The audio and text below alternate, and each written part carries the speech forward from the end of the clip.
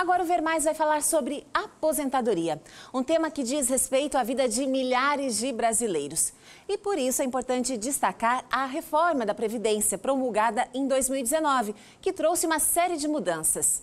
Por isso, para quem está próximo de se aposentar em 2022, precisa ficar atento a alguns pontos. E para esclarecer algumas dúvidas, nós recebemos o advogado especialista em Direito Previdenciário, Jean Postari. Olá, boa tarde, doutor. Seja bem-vindo. Boa tarde, que é outra satisfação estar aqui. Obrigado. Doutor, entre as principais dúvidas, dúvidas ou mudanças na reforma, em relação à idade, para homens e mulheres.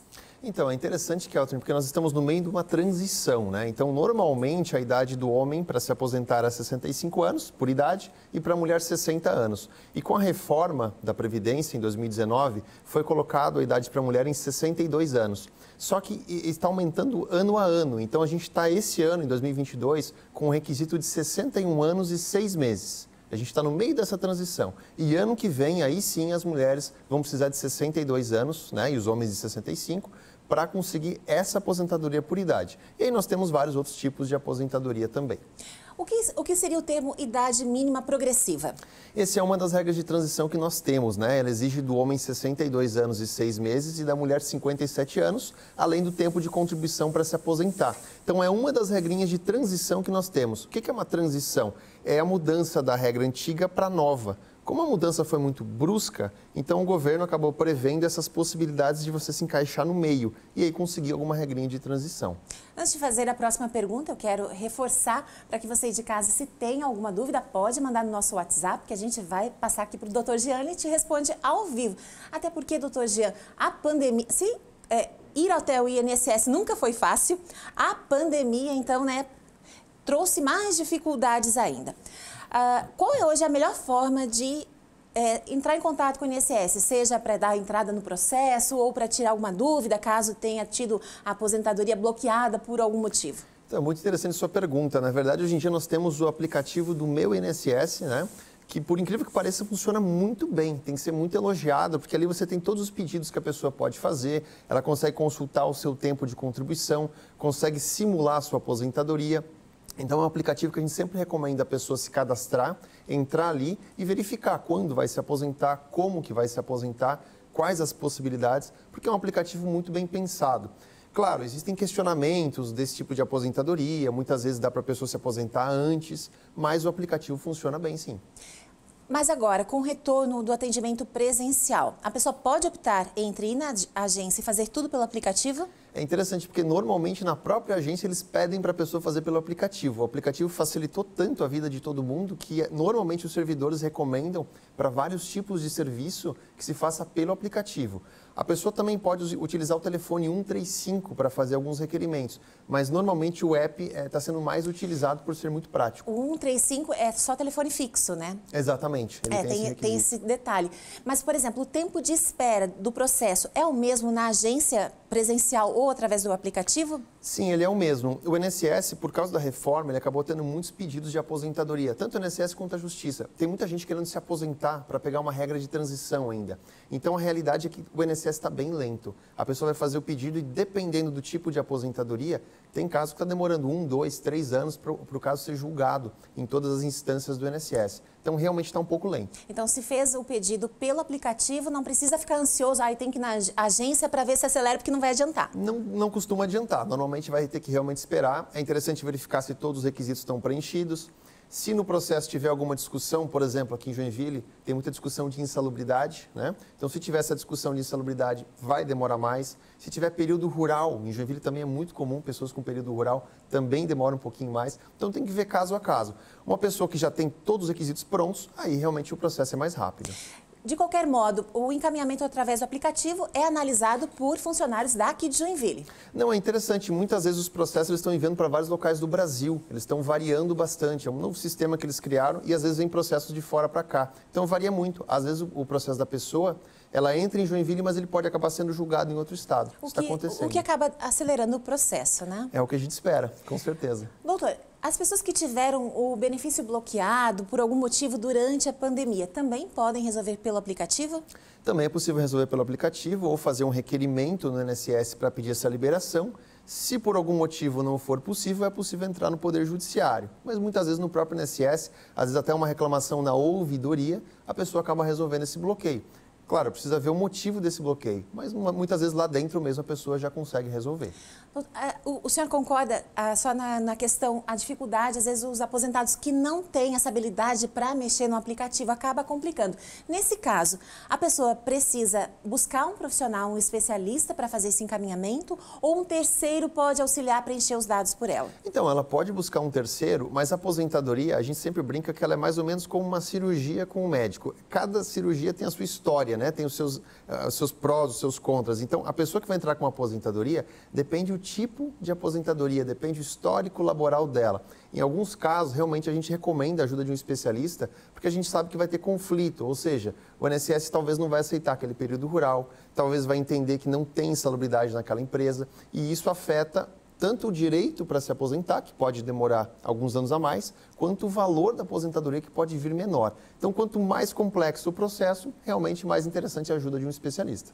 Perfeito. E sobre prova de vida, doutor? Agora com essa mudança que foi anunciada, já passa a valer esse ano? Como que vai funcionar? Explica para o pessoal aí de casa, porque realmente isso acaba sendo um ponto muito importante, né? Para quem está aposentado no caso. Não, a prova de vida, a princípio, a pessoa já precisa cumprir isso, senão ela acaba tendo o risco de cortarem o benefício, né? Então é interessante ela ficar atenta à prova de vida, cumprir o que o INSS pede, senão realmente o INSS, após o fim da pandemia, ele já pode acabar cortando o benefício da pessoa. Mas a partir do ano que vem já passa a valer aquela prova de vida automática? Sim, exatamente. Então, quem não fez esse ano ainda precisa fazer. Exatamente, senão tem o risco do benefício ser cortado. E aí pode ter uma dor de cabeça enorme, um problemão para recuperar o benefício novamente. Perfeito. Doutor Jean, agradeço a sua presença e peço para ficar aqui mais um pouco, então, que a gente vai voltar no segundo momento, então, para responder, para tirar mais dúvidas. Doutor Jean Postar, então, agora nesse retorno, eu volto para perguntar, o que é direito adquirido? Então, Catherine, acontece muito em Joinville, né? A pessoa que preencheu os requisitos para se aposentar antes da mudança da lei, antes da reforma da Previdência, em 2019, e ela não deu entrada nesse pedido na época, porque não sabia ou porque não quis, por algum motivo. E ela vai dar entrada hoje, por exemplo, ela consegue pedir o direito adquirido, ou seja, ela consegue dizer para o INSS ou para a Justiça que ela já preenchia os requisitos antes da mudança da lei, ou seja, ela já tinha esse direito adquirido. E aí, a princípio, ela tem direito às regras antigas, que são mais vantajosas. Geralmente, pagam melhor, possibilitam que a pessoa se aposente mais cedo e é mais vantajoso para ela. Neste caso, envolveria a questão da idade também?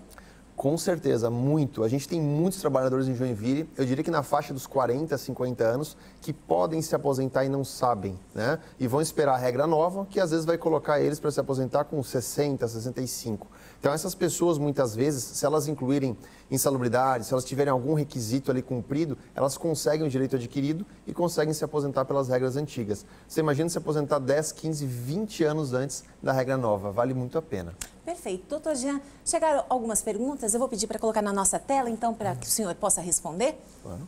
Perdi minha carteira de trabalho e a empresa consta no CAGED, mas não consta as contribuições e por isso o INSS não aceitou. O que devo fazer, pois a empresa já fechou? Pergunta da Lena, doutor. Então, a carteira de trabalho é uma prova plena, então a Justiça aceita ela, se tiver o registro, como uma prova do trabalho e aceita aquelas contribuições ali para somar na aposentadoria. Se a pessoa perdeu a carteira de trabalho física, ela pode verificar se esse vínculo está na carteira de trabalho digital, ela pode verificar se está esse registro de trabalho no CNIS, que é o cadastro lá do INSS, ou ela pode buscar um processo, um requerimento do INSS para comprovar esse período de trabalho, onde ela pode pegar declarações dos chefes, ela pode ouvir testemunhas para comprovar que ela trabalhou naquele período e aí somar isso na aposentadoria dela. Mas no caso, a empresa fechou e não recolheu as contribuições. Ou melhor, recolheu, só não, né, não repassou ao INSS. Exato. Nesse caso, faz o quê? Então, se tiver o registro na carteira, o INSS é obrigado a reconhecer esse tempo de contribuição. Se não houver como comprovar com extratos de pagamento, por exemplo,